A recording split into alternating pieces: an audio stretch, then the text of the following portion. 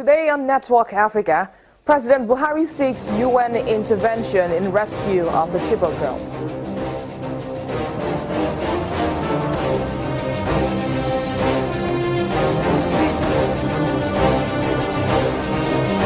Then DRC President Joseph Kabila warns demonstrators that senseless violence or bloody riots will not be tolerated.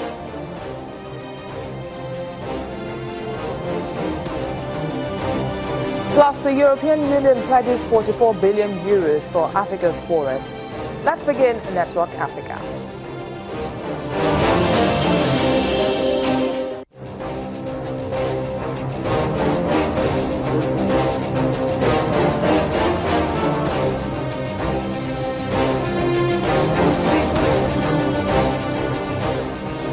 Welcome everyone, I am BC Adebayo. President Muhammadu Buhari says Nigeria would welcome intermediaries from the United Nations as a show of commitment to swapping the abducted schoolgirls with Boko Haram fighters in custody. President Buhari told the United Nations Secretary General Ban Ki-moon during a bilateral meeting on the sidelines of the 71st UN General Assembly in New York, and part of his words read, quote, "The challenge is in getting credible and bona fide leadership of Boko Haram to discuss with. The split in the insurgent group is not helping matters. Government had reached out ready to negotiate, but it became difficult to identify credible leaders. We will welcome intermediaries such as UN outfits to step in," end of quote. Mr. Ban, who congratulated President Buhari on the anti-corruption war and the achievements against Boko Haram, warns human rights to be upheld at all times to prevent a repeat of the scenario being witnessed in Syria. We've been joined on the program by the presidential media spokesperson, Mr. Femi Adesina, who's in New York. Mr. Adesina, thank you for joining us. Thank you, my pleasure. Why is the president reaching out to the UN in terms of rescuing the girls at this time? Yeah, you know, the president has always stressed the fact that whatever it takes to get our girls back from the clutches of Boko Haram, the government was willing to do. And several options had been exploited, which didn't work.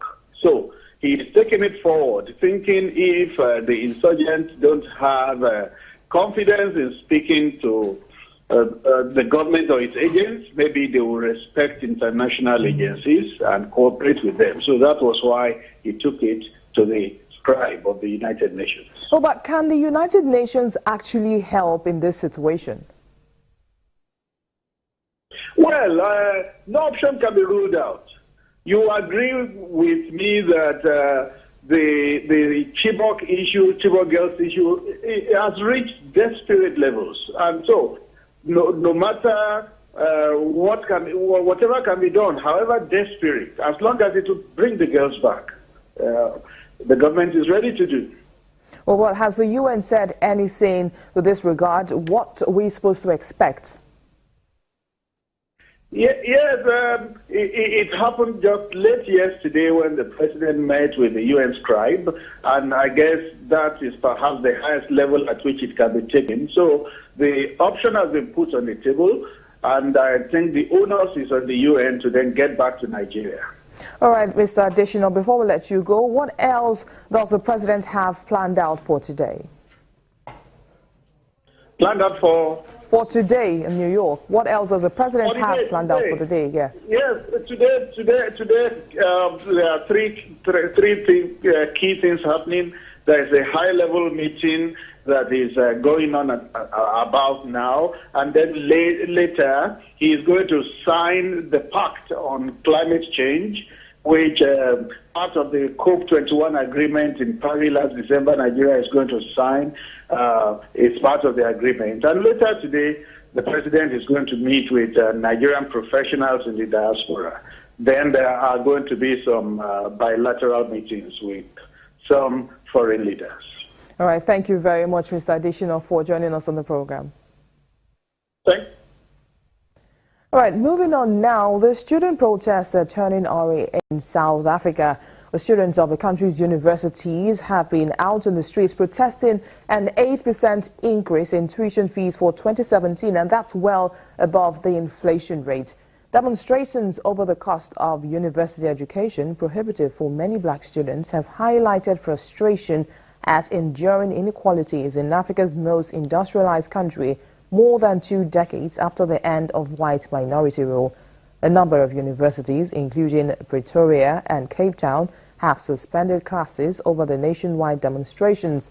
South Africa's Higher Education Minister Blade Nzimande, who announced the 8% cap on university fees hikes for next year, said the government will not tolerate threats to lives.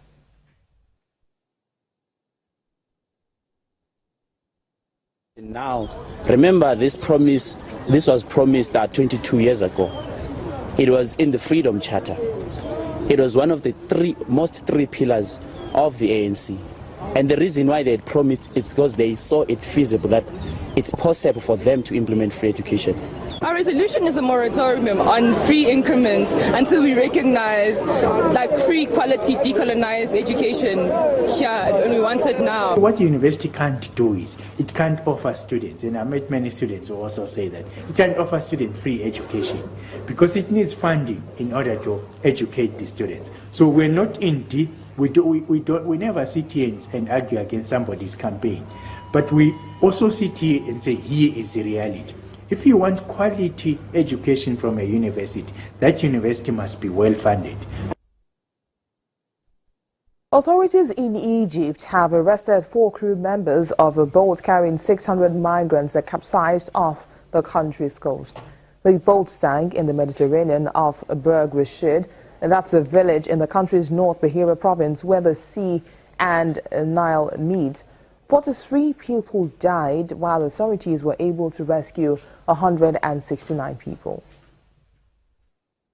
43 people died when a boat reportedly carrying almost 600 migrants capsized off Egypt's coast. The boat sank in the Mediterranean Sea off Berg Rashid, a village in the northern Bahira province. Local officials in the area say 31 bodies had been found, 20 men and 10 women and 1 child. A correspondent later saw a fishing boat bring in 12 more bodies, bringing the total so far to 43.